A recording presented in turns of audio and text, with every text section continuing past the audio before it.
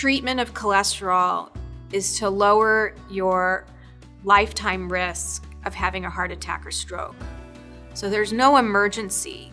You have time to ask questions, to think about what the right plan is for you.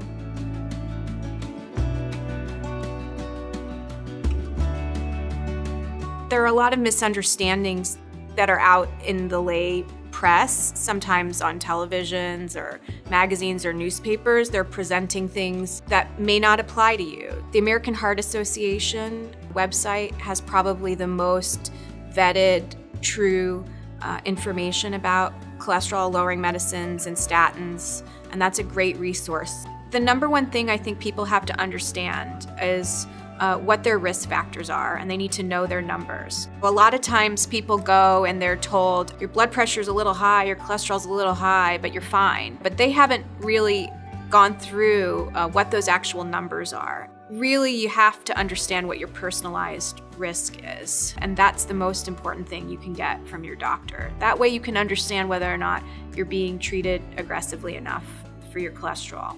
For example, say you are a person who just has high cholesterol, you don't have any other risk factors for heart disease, you're not a diabetic, you don't smoke, you don't have a family history.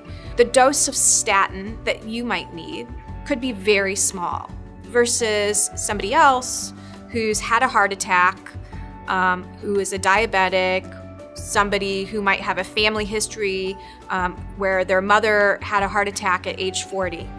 Make sure that you have your questions answered. One thing that can be helpful is for patients is to write down their concerns. So when they get to the doctor's office, instead of getting nervous or flustered, they have a list of questions that they can ask.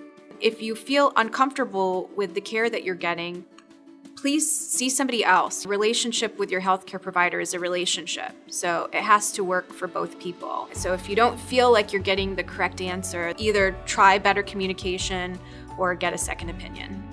There's not a one-size-fits-all for reducing cholesterol and treating cardiovascular risk. Only your healthcare provider would know your personal risk factors and your personal data to make the right decision.